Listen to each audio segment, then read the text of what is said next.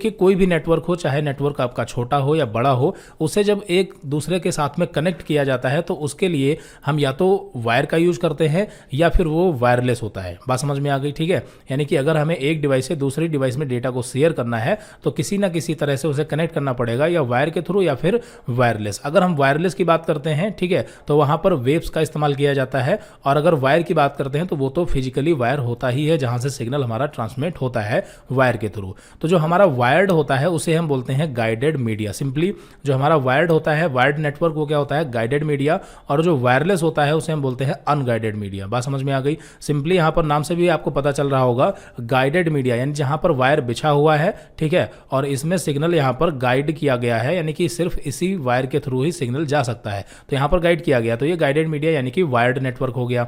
और अनगाइडेड की बात करें यानी कि वायरलेस, जहां पर इन्वायरमेंट में जो हमारी वेव्स हैं वो कहीं से भी ट्रेवल हो सकती हैं, ट्रांसमिट हो सकती हैं, तो वो अनगाइडेड मीडिया हो गई। बात समझ में आ गई, यानी कि वायरलेस। तो यहां पर हमारे पास जो ट्रांसमिशन मीडिया होते हैं वो मुख्य रूप से 2 टाइप के होते हैं, गाइडेड, अनगाइडेड, या फिर कहें वायर्ड या वायरलेस। अब जब वायर्ड की बात करते हैं तो अलग अलग टाइप के कई सारे वायर होते हैं जिनकी अपनी अलग अलग विशेषताएं हैं। और वायरलेस में भी बात करें तो जो वेव्स होती हैं वो अलग अलग टाइप की वेव्स होती हैं, उनका अलग फ्रीक्वेंसी रेट होता है। वैसे तो हम फ्रीक्वेंसी के बारे में समझ चुके हैं, लेकिन आज हम इस वीडियो में फ्रीक्वेंसी और हर्ट्स, इन सब वर्ड के बारे में भी डिटेल में समझेंगे, ठीक है।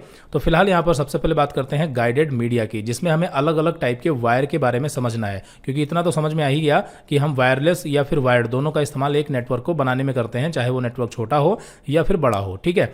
तो यहाँ पर वायर के बारे में समझते हैं। वायर हमारे जो होते हैं वो 3 टाइप्स के होते हैं, twisted pair cable, coaxial cable and fibre optic cable. ये तीनों की अपनी अलग अलग विशेषताएं हैं, कुछ महंगी हैं, कुछ सस्ती हैं, ठीक है। तो यहाँ पर समझते हैं, इनके बारे में पढ़ते हैं कैसे काम करती हैं। सबसे पहले वह ट्रांसमिशन मीडिया जिसमें 2 डिवाइसेस के मध्य कनेक्शन फिजिकल मेथड यानी कि केबल या वायर का यूज किया जाता है, उसे वायर्ड ट्रांसमिशन मीडिया या फिर गाइडेड मीडिया कहते हैं। यहाँ पर ये 3 टाइप की केबल होती हैं, twisted pair cable, coaxial and fibre optic. सबसे पहले बात करते हैं ट्विस्टेड पेयर केबल की।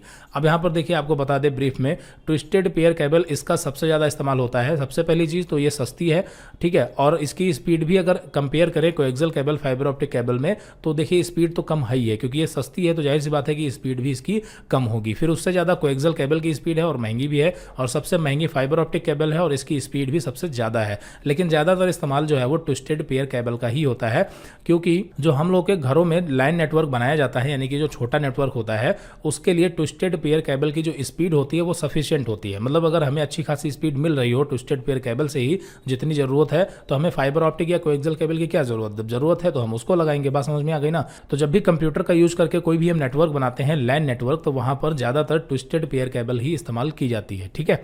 ऑफिस में, बैंकों वगैरह में ट्विस्टेड पेयर केबल यूज की जाती है। ये दिखती कैसी है, आप यहाँ पर आपने कई बार देखा भी होगा, ये इस तरह से दिखती है। इसे ईथरनेट केबल भी कहा जाता है। इसके अलग अलग टाइप भी आते हैं, इसमें भी ईथरनेट में भी, यानी कि ये जो ट्विस्टेड पेयर केबल है, ये भी, इसमें भी कई सारी कैटेगरी होती हैं जो महंगी और सस्ती होती हैं, ठीक है। फिलहाल यहाँ पर इसके बारे में थोड़ा पढ़ते हैं कि ये क्या है और कैसे काम करती है। तो डेटा के ट्रांसमिशन के लिए उपयोग में लाया जाने वाला सबसे आसान माध्यम ट्विस्टेड पेयर वायर होता है। इस माध्यम में 2 कॉपर वायर के पेयर को लिया जाता है, इन्हें प्लास्टिक कवर की सहायता से इंसुलेट कर दिया जाता है। इसके पश्चात दोनों वायर को आपस में ट्विस्ट कर दिया जाता है। ट्विस्ट का मतलब आपस में उनको घुमा दिया जाता है, मोड़ दिया जाता है, ठीक है। यहाँ पर आप देखेंगे इस केबल में, यहाँ पर आपस में क्या है, ये दोनों मुड़ी हुई है, ठीक है। और इसमें टोटल कितने वायर हैं, 8 वायर हैं, और यहाँ पर कितने पेयर बनते हैं, 4 पेयर बनते हैं, 1, 2, 3 और 4, ठीक है। तो इसी से हमारा जो डेटा होता है वो ट्रांसमिट होता है। अलग अलग वायर के लिए अलग अलग टाइप का डेटा ट्रांसमिशन होता है। इन दोनों वायर को समांतर नहीं रखा जा सकता, क्योंकि समांतर रखे जाने पर सिग्नल आपस में मिक्स हो सकते हैं। ट्विस्टेड पेयर में उपयोग में लाया जाने वाला कॉपर वायर सामान्यतः 1 mm की गोलाई का होता है। इस मीडिया का उपयोग सबसे अधिक टेलीफोन लाइंस में किया जाता है। कंप्यूटर नेटवर्क में यूज में लाया जाने वाला यह मीडिया अनसील्ड ट्विस्टेड पेयर यानी कि यूटीपी भी कहलाता है, ठीक है। इस माध्यम से 10 किलोमीटर की रेंज में डेटा को 1 Mbps से अधिक की स्पीड पर भेजा जा सकता है। बात समझ में आ गई, ठीक है। NW का मतलब यहाँ पर नेटवर्क है। तो ट्विस्टेड पेयर केबल के बारे में आपको यहाँ पर पता चल गया, ठीक है। ज़्यादातर हम इसी का इस्तेमाल करते हैं और ये इस तरह से दिखती है। अब बात करते हैं कोएक्सियल केबल की। देखिए coaxial cable twisted pair cable से स्पीड भी इसकी ज़्यादा है और ये महंगी भी है। लेकिन कोएक्सियल केबल कब यूज़ की जाती है, कोएक्सियल केबल तब यूज की जाती है जब हमें वीडियो सिग्नल भेजने होते हैं, ठीक है। ट्विस्टेड पेयर केबल पर अधिक मात्रा में सिग्नल नहीं भेजे जा सकते। यदि वीडियो सिग्नल को ट्रांसमिट करना हो तब ट्विस्टेड पेयर का उपयोग संभव नहीं हो सकता। इस कारण से हैवी सिग्नल को ट्रांसफर करने के लिए कोएक्सियल केबल का इस्तेमाल किया जाता है। एक कोएक्सियल केबल में सबसे आंतरिक स्तर पर कॉपर वायर की कोर केबल होती है जिस पर प्लास्टिक मटेरियल का एक आवरण होता है। इस प्लास्टिक मटेरियल एल्युमिनियम की कंडक्टर लेयर होती है जो जालीदार रूप में रहती है। यहाँ पर आप देखेंगे, ठीक है, इस तरह से होती है। इस जालीदार कंडक्टर प्लास्टिक मटेरियल का कवर रहता है। कोएक्सियल केबल का अधिकतम उपयोग cable TV network, CCTV cable में किया जाता है, यानी कि जहां पर हमें खास करके वीडियो ट्रांसमिट करना होता है वहां पर इसका यूज करते हैं। सीसीटीवी में भी हमें जो ट्रांसमिशन चाहिए होता है वो वीडियो ही ट्रांसमिट करना होता है, ठीक है। या केबल टीवी नेटवर्क हो गया, डिश टीवी वगैरह आपने देखा होगा, इस तरह से कोएक्सियल केबल ही यूज किया जाता है, ठीक है। तो आई थिंक यहाँ पर आपको ये चीज़ समझ में आ गई होगी। तो कोएक्सियल केबल हो गया। फिर बात करते हैं फाइबर ऑप्टिक केबल की। तो अगर हम बात करें वायर्ड ट्रांसमिशन मीडियम यानी कि गाइडेड मीडियम की, तो सबसे फास्ट स्पीड जो होती है वो फाइबर ऑप्टिक की होती है, ठीक है, फाइबर ऑप्टिक केबल, क्योंकि इसमें जो डेटा ट्रांसमिट होता है वो लाइट की स्पीड से ट्रांसमिट होता है, यानी कि प्रकाश की गति से डेटा ट्रांसमिट होता है, ठीक है। तो इसलिए जो बड़े नेटवर्क होते हैं, यानी कि जो आपके सिटीज़ वगैरह में जो टावर होते हैं, ठीक है, टावर जब एक दूसरे से कनेक्ट होता है, ये तो आपको पता ही है, हमने इंटरनेट में पढ़ा है कि जितने भी टावर होते हैं यानी कि एक तरह से राउटर का वो काम करते हैं। तो जो टावर होते हैं वो एक दूसरे के साथ किसके साथ कनेक्ट होते हैं? फाइबर ऑप्टिक केबल के साथ में कनेक्ट होते हैं। और जो ब्रॉडबैंड कनेक्शन हम लोग के घर में होता है तो वो भी सीधा टावर से ही एक वायर ऐसे समझ सकते हैं निकल करके आता है और हमारे घर तक सीधा आता है, यानी टावर से हमारे घर तक सीधा एक फाइबर ऑप्टिक केबल ही आता है। अगर आप ब्रॉडबैंड कनेक्शन वगैरह लेते हैं या आपके घर में है तो आपको पता होगा। बात समझ में आ गई। फिर जब ब्रॉडबैंड कनेक्शन एक फाइबर ऑप्टिक केबल की मदद से हमारे राउटर तक आ जाता है, जो घर में राउटर लगा है वहां तक नेटवर्क आ जाता है, फिर उस राउटर के आगे अगर हमें किसी कंप्यूटर या लैपटॉप में नेटवर्क केबल के थ्रू ले जाना हो तो हम वहां पर ईथरनेट केबल का यूज करते हैं या फिर वाईफाई का भी इस्तेमाल करते हैं राउटर से अपने फोन या लैपटॉप को कनेक्ट करने के लिए। बात समझ में आ गई, ठीक है। चलिए, तो यहां पर फाइबर ऑप्टिक की बात करते हैं। फाइबर ऑप्टिक एक ऐसा माध्यम है जिसमें डिजिटल डेटा को प्रकाश की गति से ट्रांसमिट किया जाता है। यहाँ डेटा को 0 और 1 के सिग्नल के रूप में भेजना बहुत आसान होता है। यहाँ पर डेट यहाँ पर बाई मिस्टेक हो गया, यहाँ पर डेटा होगा, ठीक है। यह डेटा को 0 और 1 सिग्नल के रूप में भेजना बहुत आसान होता है, क्योंकि जब सिग्नल के रूप में लाइट भेजी जाए तो उसका मतलब 1 और जब ना भेजी जाए उसका मतलब 0। फाइबर ऑप्टिक केबल को डेटा भेजने का सबसे तेज माध्यम माना जाता है, ठीक है। हमने आपको बताया था कि फाइबर ऑप्टिक केबल में डेटा जो है वो काफ़ी स्पीड से ट्रैवल होता है, यानी कि ट्रांसमिट होता है और सबसे फास्ट है। यहाँ पर कुछ की एलिमेंट बताए गए हैं जो कि फाइबर ऑप्टिक केबल से रिलेटेड है। सबसे पहले लाइट सोर्स। लाइट सोर्स यह एक विशेष प्रकार की फ्रीक्वेंसी पर किसी सोर्स के माध्यम से प्रकाश की किरण उत्पन्न की जाती है। फ्रीक्वेंसी क्या है तो अभी इसके बारे में हम जब वायरलेस के बारे में पढ़ेंगे तो फ्रीक्वेंसी देख लेंगे। फिलहाल आप इतना समझ लीजिए कि जो लाइट सोर्स है, यानी कि जो प्रकाश है जो हम लोग को नॉर्मली दिखाई देता है, उजाला है, दिन है, ठीक है, या एलईडी बल्ब ऑन है, ठीक है, तो वो जो लाइट दिखाई दे रही है एक्चुअली में वो भी क्या होती है? वेव होती है। वो क्या होती है? वेव होती है, जो कि विजिबल वेव होती है, जो हमें दिखाई देती है। और जो रेडियो वेव्स होती हैं, जो अदर वेव्स होती हैं, वो हमें दिखाई नहीं देती। जो दिखाई देती हैं वो विजिबल वेव्स के अंतर्गत आती हैं और उसी में से होता है लाइट सोर्स। और जो आपके कलर होते हैं जैसे रेड कलर हो गया, ग्रीन कलर, ब्लू कलर, या जो भी आपको कलर दिखाई देते हैं उनकी जो फ्रीक्वेंसी होती है वो अलग अलग होती है। इस वजह से हमें जो कलर्स हैं वो अलग अलग दिखाई देते हैं। बात समझ में आ गई। ये थोड़ा टेक्निकल चीज़ें हैं, ये अलग टॉपिक है। फिलहाल यहाँ पर आपको इतना पता होना चाहिए कि जो लाइट जो हमें दिखाई देती है वो भी एक टाइप की क्या होती है? वेव होती है, जो कि विजिबल वेव के अंतर्गत आती है, ठीक है। तो ये लाइट सोर्स की बात हो गई। फिर फाइबर मीडिया यानी कि ग्लास की बात की जा रही है, ठीक है। तो सोर्स द्वारा उत्पन्न की गई प्रकाश की किरण को लंबी दूरी तक ट्रांसमिट करने के लिए लचीले ग्लास मटेरियल की ट्यूब की आंतरिक सतह ग्लास के समान स्मूथ होती है, परंतु ऊपरी सतह को खुरदरा कर दिया जाता है, यानी खुरदुरा कर दिया जाता है, जिससे जब भी सोर्स द्वारा प्रकाश की किरण भेजी जाती है वह ट्यूब से बाहर ट्रांसमिट नहीं हो पाती। जब भी सोर्स द्वारा प्रकाश की किरण भेजी जाती है वह ट्यूब के आंतरिक सतह से परिवर्तित होकर ट्रांसमिट होती रहती है, ठीक है। यानी कि यहाँ पर फाइबर मीडिया का मतलब यहाँ पर ग्लास की बात की जा रही है। जो आपकी केबल होती है, जाहिर सी बात है उसमें फाइबर का यूज किया जाता है, ग्लास का, ठीक है। तो वहां पर एक ग्लास का इस तरह से वायर होता है और उसी के अंदर हमारा जो लाइट सोर्स होता है, ठीक है, लाइट सोर्स इस तरह से ट्रेवल होता चलता है, ठीक है। इस तरह से क्यों? क्योंकि यहाँ पर ये रिफ्लेक्ट होती है लाइट। आपको पता है कि अगर आप किसी मिरर पर यानी ग्लास पर इस तरह से लाइट फोकस करेंगे तो लाइट क्या होगी? यहाँ पर रिफ्लेक्ट होगी, यानी कि उसका अगर इस तरह से यहाँ पर फोकस जा रहा है तो वो वापस से फोकस रिफ्लेक्ट होगा किसी भी एंगल में, जिस एंगल में आपने लगाया होगा। बात समझ में आई थिंक आ रही होगी, ठीक है। तो ये क्या होगा, रिफ्लेक्ट होगा। तो रिफ्लेक्ट होते होते ये सिग्नल जो है वो आगे की तरफ बढ़ता रहता है, ठीक है। तो ये हो गई फाइबर मीडिया की बात। फिर यहाँ पर है डिटेक्टर। डिटेक्टर क्या करता है कि लाइट सोर्स जो यहाँ से फाइबर मीडिया के अंदर छोड़ी गई है, डिटेक्टर जो है वो डिटेक्ट करता है लाइट को, और ये एक फोटो डिटेक्टर होता है, ठीक है, जो कि 0 और 1 को डिटेक्ट करता है और डेटा में कन्वर्ट कर देता है। यानी कि जब इसे लाइट मिलती है तो उसे 1 मानता है, और जब नहीं मिलती है तो उसे 0 मानता है, और इस तरह से डेटा जो हमारा होता है वो 1 और 0 के फॉर्म में यहाँ पर रिसीव हो जाता है, डिकोड हो जाता है, ठीक है। और जब यहाँ से लाइट भेजी जाती है तो वहाँ पर लाइट जब भेजी जाती है तो इसका मतलब 1, और जब नहीं भेजी जाती है इसका मतलब 0 है, ठीक है। तो आई थिंक यहाँ पर आप बात समझ गए होंगे। तो फाइबर मीडिया यहाँ पर हो गई। तो यहाँ पर फाइबर ऑप्टिक केबल को भी हमने क्लियर कर लिया। ये इस तरह से दिखती है, यहाँ पर आप देखेंगे बहुत ही पतले वायर होते हैं, ठीक है। चलिए, तो वायर्ड ट्रांसमिशन मीडियम आपको क्लियर हो गया होगा। अब बात करते हैं वायरलेस ट्रांसमिशन मीडियम की, यानी कि अनगाइडेड मीडिया, ठीक है। तो कम्युनिकेशन के लिए सभी स्थानों पर फिजिकल कनेक्शन बना पाना संभव नहीं है। फिजिकल कनेक्शन का मतलब हर जगह वायर बिछा दें, ऐसा पॉसिबल नहीं है। इसी कारण से एयर में ऐसी तरंगों का उपयोग किया जाता है, यानी ऐसी वेव्स का यूज किया जाता है जिससे हम इलेक्ट्रोमैग्नेटिक वेव या फिर इलेक्ट्रोमैग्नेटिक स्पेक्ट्रम के नाम से जानते हैं, जो वातावरण में सिग्नल को बिना किसी नुकसान के एक स्थान से दूसरे स्थान तक पहुंचा सकें। यह माध्यम अनगाइडेड या फिर वायरलेस कहलाता है। बात समझ में आ गई, इतना क्लियर हो गया। वायरलेस मीडिया के रूप में सबसे पहले रेडियो वेव्स का उपयोग किया जाता है। रेडियो वेव सामान्यतः सेलुलर वेव होती हैं जो किसी भी दिशा में प्रसारित की जा सकती हैं। इस कम्युनिकेशन का सबसे मुख्य एडवांटेज यह है कि इससे मिलने वाले सिग्नल को अनलिमिटेड संख्या में यूजर के द्वारा एक्सेस किया जा सकता है, परंतु इस माध्यम से डेटा के लॉस होने की संभावना सबसे अधिक होती है। अब यहां पर बात कर लेते हैं थोड़ा सा वायर्ड और वायरलेस के कंपैरिजन में। देखिए, अगर हम वायर्ड की बात करें तो वायर्ड जो नेटवर्क होता है वो वायरलेस से कई गुना अच्छा होता है। पहली चीज, वायर्ड की जो स्पीड होती है वो हमेशा वायरलेस से क्या होती है, फास्ट होती है। दूसरी चीज, वायर्ड जो नेटवर्क होता है इसमें डेटा लॉस होने की संभावना बहुत ही कम होती है, जबकि वायरलेस में डेटा लॉस होने की संभावना बहुत ही ज्यादा होती है। और बात करें अगर वायरलेस की, तो वायरलेस में डेटा चोरी होने या हैक होने का डर रहता है, जबकि वायर्ड में इतनी जल्दी कोई डेटा चोरी या फिर हैक नहीं कर सकता। आप इसको ऐसे समझ सकते हैं जैसे एक आपका लैपटॉप है या कंप्यूटर है, दूसरे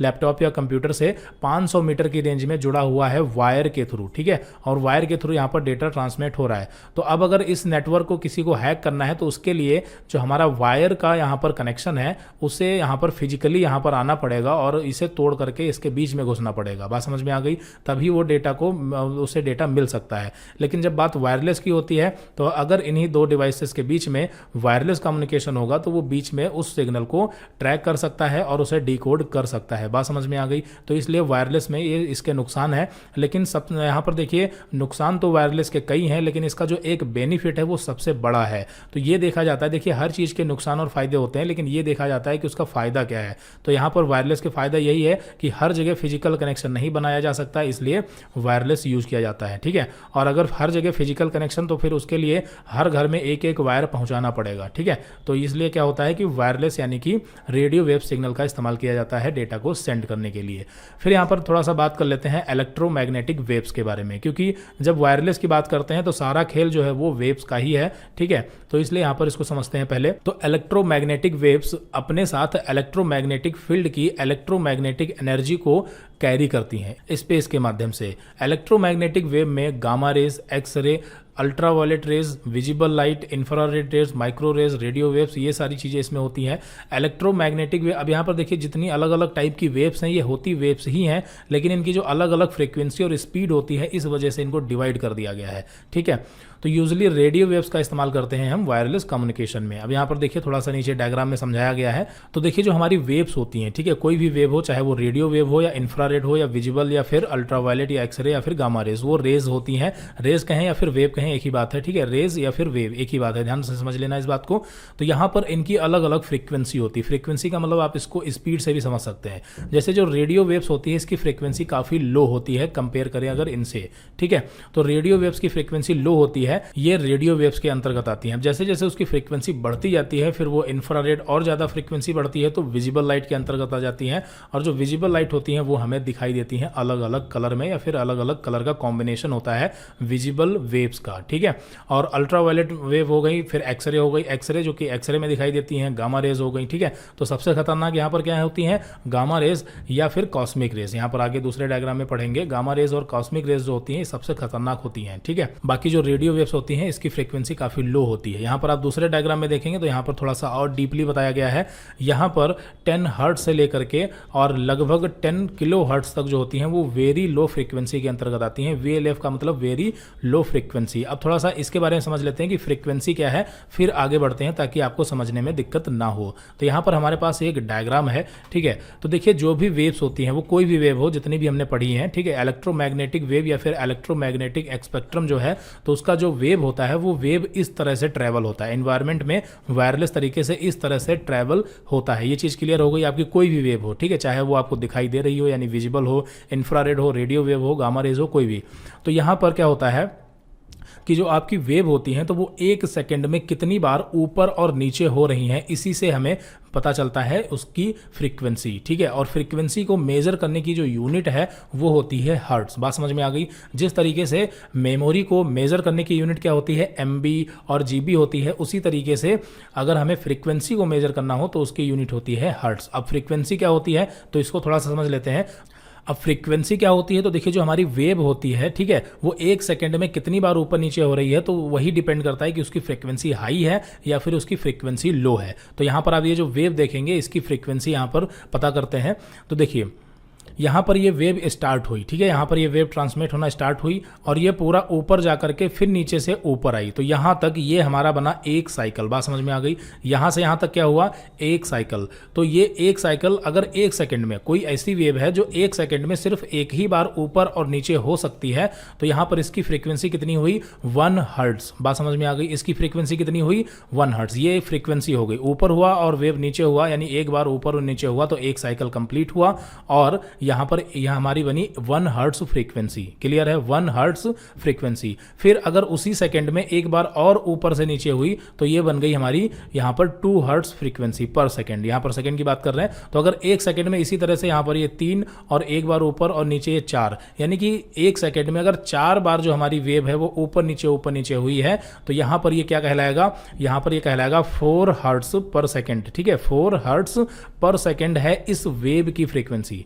बात समझ में आ गई। तो आई थिंक यहां पर आपको वेव, हर्ट्ज और फ्रीक्वेंसी तीनों के बारे में क्लियर हो गया होगा। ठीक है, ये हमारी क्या है, ये हमारी वेव है और ये वेव 1 सेकंड में कितनी बार ऊपर नीचे हुई है ये डिफाइन करता है फ्रीक्वेंसी को, और फ्रीक्वेंसी को मेजर करने की यूनिट है हर्ट्ज। तो यहां पर हम ये कह सकते हैं कि जो हमारी ये वेव है इसकी स्पीड कितनी है, 4 हर्ट्ज पर सेकंड। ठीक है, इसकी फ्रीक्वेंसी कितनी है, 4 हर्ट्ज पर सेकंड। स्पीड का है, फ्रीक्वेंसी का है। आई थिंक यहां पर आपको ये क्लियर हो गया होगा। बाकी लो फ्रीक्वेंसी, हाई फ्रीक्वेंसी, इसका भी एक डायग्राम है, आपको दिखा देते हैं। आप यहां पर देखेंगे, ठीक है, यहां पर आप देखिए, यहां से प्रेशर का मतलब यहां से जो हमारी वेव है वो छोड़ी गई और यहां पर वेव छोड़ी गई और फिर यहां पर पहुंची। ठीक है, तो यहां पर आप देखेंगे 1 सेकंड में कई बार ये जो है वेव ऊपर नीचे हुई, तो इसका मतलब इसकी फ्रीक्वेंसी क्या है, हाई है अगर कंपेयर करें इससे तो। और यहां पर इसकी फ्रीक्वेंसी क्या है, लो है। तो अगर फ्रीक्वेंसी लो होगी तो डेटा ट्रांसमिशन स्पीड भी कम होगी और फ्रीक्वेंसी अगर हाई होगी तो डेटा ट्रांसमिशन स्पीड भी ज्यादा होगी। बात समझ में आ गई। चलिए, तो ये चीज क्लियर हो गई।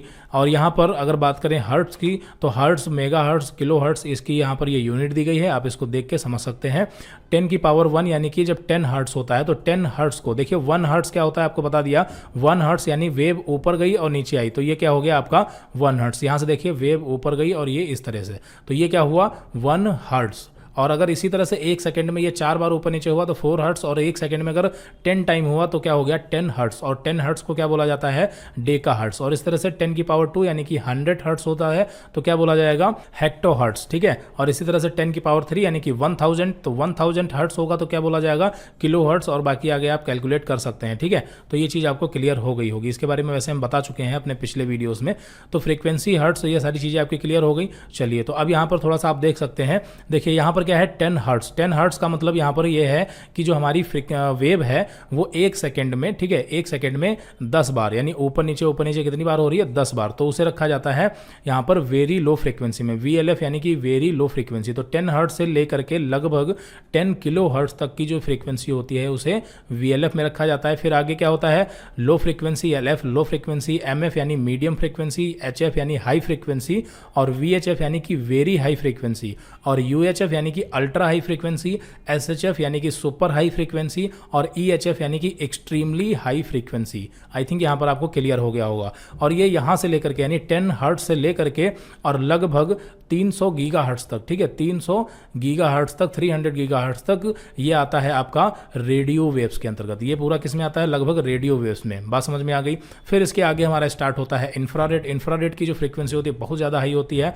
1 टेराहर्ट्ज होती है। फिर विजिबल लाइट की जो होती है वो उससे भी ज़्यादा होती है। फिर अल्ट्रावायलेट और एक्सरे, गामा रेस और कॉस्मिक रेस। बात समझ में आ गई। इसे आप थोड़ा सा डिटेल में भी पढ़ सकते हैं अगर आप पढ़ना चाहें तो। चलिए तो अब आगे बढ़ते हैं। तो हमने इलेक्ट्रोमैग्नेटिक वेव या फिर कहें इलेक्ट्रोमैग्नेटिक स्पेक्ट्रम के बारे में थोड़ा सा समझ लिया है। तो अब यहाँ पर हमें रेडियो वेव्स या फिर माइक्रोवेव्स को समझने में दिक्कत नहीं होगी। तो जब हम बात करते हैं रेडियो वेव्स की, तो ये क्या है? एक टाइप की वेव्स ही हैं जिनकी जो फ्रीक्वेंसी होती है वो क्या होती है? 3 किलोहर्ट्ज से लेकर के 300 गीगाहर्ट्ज की इनकी फ्रीक्वेंसी होती है। मतलब इस रेंज में रेडियो वेव्स आती हैं। अब रेडियो वेव्स का इस्तेमाल वायरलेस कम्युनिकेशन के लिए होता है सिंपली, ठीक है। और यहाँ पर इनका इस्तेमाल वायरलेस कम्युनिकेशन में इसलिए होता है क्योंकि इनकी एक खास विशेषता यह है कि ये आसानी से किसी भी ऑब्जेक्ट में पेनिट्रेट हो सकते हैं, ठीक है। यानी कि पेनिट्रेट का मतलब ये हुआ कि कोई भी ऑब्जेक्ट हो। जैसे एग्जांपल के लिए मान लेते हैं कि आप एक रूम में बैठे हैं और यहाँ पर रूम का दरवाजा लगा हुआ है और रूम पूरी तरीके से क्लोज है। ध्यान से समझना, रूम क्या है? पूरी तरीके से क्लोज है। और यहाँ पर एक दूसरा रूम है जो भी पूरी तरीके से क्लोज है, यानी यहाँ पर दीवार वगैरह उठी हुई है, दीवार है बीच में, ठीक है। तो अगर यहाँ से सिग्नल रेडियो वेव ट्रांसमिट किया जाएगा तो वो दोनों दीवारों को यहाँ पर क्रॉस करता हुआ रेडियो वेव सिग्नल दूसरी साइड में पहुंच जाएगा। हालांकि उसे दिक्कत होगी, उसकी स्पीड में गिरावट आएगी, लेकिन फिर भी वो पेनिट्रेट हो जाएगा, यानी उस दीवार में घुस जाएगा। बात समझ में आ गई, ठीक है। तो कोई भी ऑब्जेक्ट हो उसमें रेडियो वेव्स जो है वो पेनिट्रेट हो जाती हैं, यानी कि घुस जाती हैं। ये चीज आपको क्लियर हो गई। जबकि दूसरी जो वेव्स हैं इतनी जल्दी नहीं घुस पाती हैं। अभी आगे हम बात करेंगे इंफ्रारेड की। तो इंफ्रारेड जो होती हैं वो ऑब्जेक्ट में पेनिट्रेट नहीं हो पाती हैं। क्लियर है। और इसी के साथ में जो रेडियो वेव्स होती हैं वो लॉन्ग डिस्टेंस को भी ट्रैवल कर सकती हैं। तो रेडियो वेव्स की दो विशेषताएं हैं। पहला कि वो किसी भी ऑब्जेक्ट में पेनिट्रेट हो सकती हैं, दूसरा उसकी जो डिस्टेंस होती है वो लॉन्ग होती है, यानी लॉन्ग डिस्टेंस को ट्रैवल कर सकती हैं। और ये 3 किलोहर्ट्ज से लेकर के 300 गीगाहर्ट्ज की रेंज में होती है। तो ये इतना क्लियर हो गया रेडियो वेव्स के बारे में। फिर आगे बात करते हैं। रेडियो वेव्स कम्युनिकेशन कुछ पैरामीटर पर निर्भर करता है। अब रेडियो वेव कम्युनिकेशन जो है इसके लिए कुछ पैरामीटर्स हैं, जैसे उसकी वेव लेंथ क्या है, ट्रांसमिशन पावर क्या है, रिसीवर क्वालिटी क्या है, टाइप क्या है, एंटीना कैसा है, हाइट क्या है। तो इन सब पैरामीटर्स पर डिपेंड करता है। अगर इसमें से कुछ भी इधर उधर होगा तो वहां पर जो रेडियो वेव्स का कम्युनिकेशन है वो गड़बड़ हो सकता है या स्पीड कम मिल सकती है। बात समझ में आ गई। मतलब इन सब चीजों पे डिपेंड करता है। फिर बात करते हैं माइक्रोवेव्स की। तो जो माइक्रोवेव है ये भी जो है वो लो फ्रीक्वेंसी की कैटेगरी में ही आती है। माइक्रोवेव का वेव लेंथ 1 मीटर से 1 मिलीमीटर के भीतर आता है। इसमें फ्रीक्वेंसी वेरियस करती है, यानी 300 मेगाहर्ट्ज से 300 गीगाहर्ट्ज के भीतर फ्रीक्वेंसी माइक्रोवेव की रहती है। और भी एक चीज है जहां पर हम माइक्रोवेव्स का यूज करते हैं। माइक्रोवेव्स का यूज हम खाना पकाने के लिए भी करते हैं, ठीक है। जो इलेक्ट्रिक चूल्हे आजकल आ रहे हैं उसमें माइक्रोवेव्स का इस्तेमाल किया जाता है। आपने देखा भी होगा, सुना भी होगा, हो सकता है आपके घर में हो भी, ठीक है। तो ये माइक्रोवेव का इस्तेमाल होता है।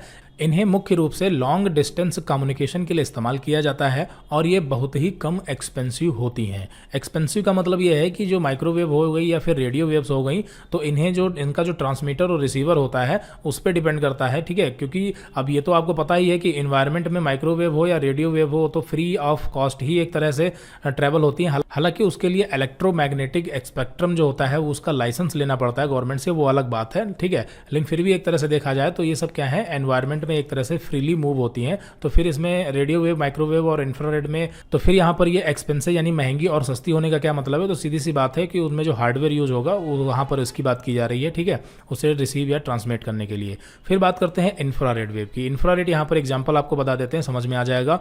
इंफ्रारेड वेव का यूज किया जाता है टेलीविजन रिमोट कंट्रोल, जो आपके रिमोट कंट्रोल होते हैं वो इंफ्रारेड वेव्स पर काम करते हैं। मोबाइल डेटा शेयरिंग, सीसीटीवी वगैरह या मिसाइल गाइडेंस में इंफ्रारेड वेव्स का यूज किया जाता है। अब ये इंफ्रारेड वेव जो होती है इनकी स्पीड ज़्यादा भी होती है, ठीक है, रेडियो वेव माइक्रोवेव से ज़्यादा होती है। अभी हमने देखा था ना, तो रेडियो वेव्स जो इंफ्रारेड फ्रीक्वेंसी होती है ज़्यादा होती है। दूसरी चीज़ इसमें एक चीज़ ये होती है कि इनका जो सिग्नल होता है वो किसी भी ऑब्जेक्ट को पेनिट्रेट नहीं कर सकता। मतलब आप सोचें कि यहाँ पर इस रूम में बैठे हैं और ये दूसरा रूम है, यहाँ पर आपकी जो है वो टीवी लगी हुई है, ठीक है, एलईडी टीवी लगी है, और इस रूम से अगर आप रिमोट को यहाँ पर एक्सेस करेंगे, रिमोट से आप टीवी को कंट्रोल करेंगे तो नहीं होगा, क्योंकि ऑब्जेक्ट को आसानी से पेनिट्रेट नहीं कर सकती। आपको पर्टिकुलर उसी रूम में बैठना पड़ेगा, ठीक है, क्योंकि इंफ्रारेड वेव का जो फोकस होता है वो लिमिटेड होता है, ठीक है, वो इधर उधर नहीं भागता, जबकि रेडियो वेव्स हैं तो वो इधर उधर भी जा सकती हैं, जबकि इंफ्रारेड वेव जो है वो इधर उधर नहीं जा सकती, फैल नहीं सकती। बात समझ में आ गई? चलिए, तो यहाँ पर आपको वेव्स के बारे में अच्छी तरीके से क्लियर हो गया होगा। फिर यहाँ पर वायर्ड और वायरलेस दोनों नेटवर्क के बीच में, यानी कि दोनों टाइप के जो नेटवर्क हैं, मीडियम है, उनके कंपैरिजन बताए गए हैं। तो जाहिर सी बात है कि वायर्ड जो है ये फास्ट होता है, ये स्लो होता है, ठीक है, और यहाँ पर इसका जो डिले टाइम होता है वो कम होता है वायर्ड का, जबकि इसका डिले टाइम ज़्यादा होता है। डिले टाइम का मतलब सीधी सी बात है कि अगर आपने कोई डेटा ट्रांसमिट किया तो वो कितनी देर में पहुंच रहा है, तो उसको बीच का जो लगने वाला टाइम होता है वो डिले टाइम होता है, ठीक है। तो अगर बात करें वायर्ड नेटवर्क की तो इसका डिले टाइम कम होता है, जबकि वायरलेस का डिले टाइम ज़्यादा होता है, ठीक है। मोर सिक्योर है और ये लेस सिक्योर है। Device must be hard wired, यानी इसमें वायर्ड होता है और इसका इंस्टॉलेशन जल्दी हो जाता है। ये लेस एक्सपेंसिव है, ये मोर एक्सपेंसिव है, और इस तरह से यहाँ पर आप इसमें पढ़ सकते हैं, इसमें कोई दिक्कत नहीं है। वायर्ड में यूज होता है हब और स्विच, ये नेटवर्किंग डिवाइस है, जबकि वायरलेस में यूज होता है राउटर्स और एक्सेस पॉइंट, ठीक है, इन सब चीज़ों का यूज किया जाता है। तो आई थिंक यहाँ पर आपको वायर्ड एंड वायरलेस मेथडोलॉजी के बारे में पूरा क्लियर हो गया होगा, ठीक है। ये आपका पूरा टॉपिक कंप्लीट करवा दिया हमने, guided medium and unguided medium. अब अगली वीडियो में हम बात करेंगे the process flow of an IoT applications, और इसी के साथ में हम चैप्टर 2 की जो एक्सरसाइज है इसे भी पूरा कंप्लीट कर लेंगे। तो अगली वीडियो में जो हमारा चैप्टर